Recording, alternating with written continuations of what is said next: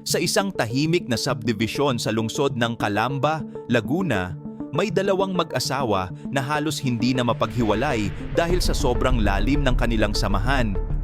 Bukod sa magkapitbahay na sila, magkatrabaho rin ang mga lalaki at magkasama silang apat halos gabi-gabi sa mga kainan at tawanan. Sa paningin ng marami, sila ang halimbawa ng isang masayang barkadahan na parang pamilya na ang turingan. Pero sa likod ng masayang pagkakaibigang ito, may isang gabi na nagbago ang lahat dahil sa isang maling desisyon na hindi nila akalain na magiging simula ng isang malaking gulo. Isang laro ng tukso ang kanilang sinubukan na bumasag sa tiwala at sumira sa katahimikan ng kanilang mga tahanan. Ito ang kwento ng dalawang mag-asawa na nagpalitan ng kapareha para sa isang bagong karanasan, pero nauwi ito sa isang seryosong problema dahil may nabuntis sa kanila. Ano nga ba ang totoong nangyari sa gabing iyon na dapat ay katuwaan lang? Pero bago po ang lahat, baka pwedeng palike ang video na ito dahil napakalaking bagay na ito sa aming content creators, at mangyaring mag-comment sa baba kung taga saang lugar ka para malaman namin saan umaabot ang ating mga video. Maraming salamat po. Ang bida sa kwentong ito ay si Jeric Alburo, isang 24 anyos na call center agent na nagtatrabaho sa Calamba. Kilala si Jeric na isang mahinahong tao at hindi mahilig makipag-away sa ibang tao. Kahit napagod siya sa mahabang shift sa trabaho, lagi siyang nakangiti at handang magbiro kapag oras na ng inuman kasama ang kanyang mga kaibigan. Ang asawa naman niyang si Mayen ay isang simpleng housewife na buong araw na nag-aayos at nag-aalaga sa kanilang bahay. Para kay Jeric, si Mayen ang kanyang inspirasyon, kaya naman bawat pag-uwi niya ay pawi agad ang kanyang pagod dahil sa mainit na pagtanggap ng kanyang asawa. Malinis at payapa ang kanilang tahanan at kitang-kita rito ang pagmamahalan na kanilang binuo mula nang sila ay magsama. Sa kabilang bahay naman ay naninirahan ang mag-asawang Nathan at Luna Jacinto. Katulad ni Jeric, si Nathan ay nagtatrabaho rin sa call center, kaya naman halos buong araw silang magkasama mula sa opisina hanggang sa pag-uwi sa subdivision. Ang asawa naman niyang si Luna ay katulad din ni Mayen na isang housewife na mapagmahal at mabait sa mga kapitbahay. Dahil magkalapit lang ang kanilang mga pintuan, natural na naging matalik na magkaibigan din ang dalawang babae. Madalas silang magkasama sa pagluluto ng almusal, nagkukwentuhan habang naglalaba, at sabay pa silang namimili sa palengke tuwing walang pasok ang kanilang mga asawa. Ang dalawang mag-asawang ito ay pareho ring wala pang anak dahil bago pa lang sila sa kanilang pagsasama, kaya mas marami silang oras na mag-enjoy at magpalalim ng kanilang pagkakaibigan. Dahil sa sobrang lapit ng kanilang loob, naging bahagi na ng kanilang buhay ang pagkikita-kita bawat gabi. Isang gabi ng Oktubre, matapos ang isang mahabang linggo sa trabaho, naisipan nina Jeric at Nathan na mag-inuman dahil wala naman silang pasok kinabukasan. Naghanda sila ng mga baso at alak sa bahay ni Jeric habang may tumutugtog na videoke sa kanilang telebisyon para mas lalong sumaya ang paligid. Habang lumalalim ang gabi, lalong sumasaya ang kanilang usapan tungkol sa mga nangyayari sa kanilang opisina at kung ano-anong mga biro na nagpapasakit sa kanilang mga tiyan sa katatawa. Pakiramdam nila sa mga sandaling iyon ay wala silang anumang iniisip na problema habang ini-enjoy ang malamig na alak at masarap na pulutan. Pagdating ng 10:00 ng gabi, ramdam na nina Jeric at Nathan ang tama ng alak kaya medyo nalalasing na sila. Sa gitna ng kanilang saya, habang pinapanood ang kanilang mga asawa na nagsasayawan, isang kakaibang ideya ang biglang pumasok sa isip ni Nathan. Iminungkahi niya kay Jeric na subukan nilang gawin ang isang bagay na bago sa kanilang pandinig para naman daw mas maging kapana-panabik ang kanilang pagsasama. Natawa si Jeric sa simula, pero dahil sa impluwensya ng alak, naging interesado rin siya sa naisip na palitan ng asawa dahil pakiramdam nila ay wala namang masamang mangyayari. Siniguro nila sa isa't isa na dapat ay masaya lang ang lahat at walang magiging problema sa huli. Pero ang malaking tanong sa puntong ito ay kung papayag kaya ang kanilang mga asawa sa ganitong uri ng usapan? Habang seryosong nag-uusap sina Jeric at Nathan tungkol sa kanilang balak, hindi nila napansin na lumalapit na pala ang kani-kanilang mga asawa. Bakas sa mukha ni Mayen at Luna ang kuryosidad at may kasama pa itong mga ngiti dahil sa nakikita nilang seryosong bulungan ng dalawa. Tinanong sila ni Mayen kung ano ba ang pinagkakaabalahan nila at bakit tila may sikreto silang pinaplano. Dito na naglakas loob ang dalawang lalaki na ipaliwanag ang kanilang naisip na kakaibang laro. Sinabi nila na gusto nilang sumubok ng isang bagay na ngayon lang nila gagawin para mas maging masaya ang kanilang samahan. Nagulat si Luna sa simula pero dahil na rin sa epekto ng alak at sa bugso ng pagkakataon, mabilis siyang sumang-ayon at tinanong pa ang kanyang kaibigang si Mayen kung papayag din ba ito. Dahil sa halo-halong kaba at pananabik, tumango na rin si Mayen bilang tanda ng kanyang pagsang-ayon. Ang tanging hiling lang niya ay dapat walang ibang makaalam sa labas ng kanilang grupo tungkol sa gagawin nilang ito. Agad silang pumasok sa loob ng kwarto at doon na sinimulan ang isang eksperimento na akala nila ay magdadala ng kakaibang ligaya. Hindi nila namalayan na sa gabing iyon, unti-unti na pala silang nahuhulog sa isang bitag ng maling desisyon. Ang akala nilang simpleng katuwaan na hindi makakasama sa kanila ay naging simula na pala ng isang napakalaking problema na susubok sa kanilang pagkatao.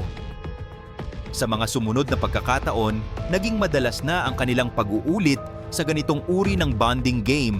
Tuwing magkakaroon sila ng inuman, laging kasama sa kanilang plano ang ganitong kakaibang trip dahil nagustuhan nila ang saya at ang kakaibang pakiramdam na hatid nito. Pero sa bawat sandali ng kanilang kasiyahan, unti-unti ring lumalalim ang kasalanan at ang panganib na dala ng kanilang ginagawa.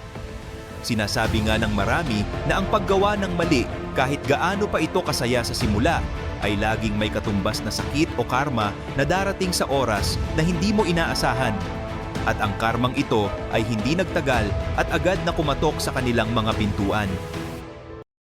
Nitong nakaraang taon lang, muli silang nagtipon-tipon para sa isang inuman sa bahay ni Luna at Nathan.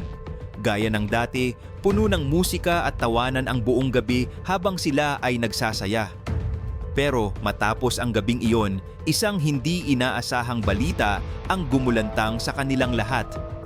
Napansin ni Mayen na may kakaibang pagbabago sa kanyang katawan at hindi nagtagal ay nalaman niyang siya pala ay buntis. Sa halip na matuwa, binalot ng matinding kaba at takot ang puso ni Mayen dahil may malaking tanong na gumugulo sa kanyang isipan. Hindi siya sigurado kung sino ba talaga ang ama ng dinadala niya. Ang asawa ba niyang si Jeric o ang kaibigan nilang si Nathan? Dahil sa sobrang takot, pinili muna ni Mayen na ilihim ang kanyang kalagayan sa kanyang asawa. Sa bawat araw na lumilipas, ramdam niya ang bigat sa kanyang dibdib at ang hindi maipaliwanag na pangamba sa tuwing titingin siya kay Jeric. Pero dumating ang oras na hindi na niya kayang itago ang katotohanan dahil lumalaki na ang kanyang tiyan. Buong tapang niyang sinabi kay Jeric na siya ay buntis na ng 3 linggo, isang bilang na saktong tumutugma sa gabing ginawa nilang apat ang kanilang kakaibang laro.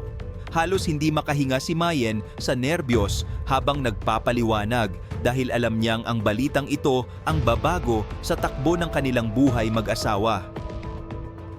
Para kay Jeric, ang bawat salitang binitawan ng kanyang asawa ay tila isang malakas na sampal sa kanyang pagkatao. Dahan-dahan niyang naramdaman ang bigat ng kanilang naging desisyon at ang responsibilidad na kailangan nilang harapin. Dahil sa kagustuhang malinawan, agad niyang kinausap ang mag-asawang Nathan at Luna upang ipaalam ang nangyari.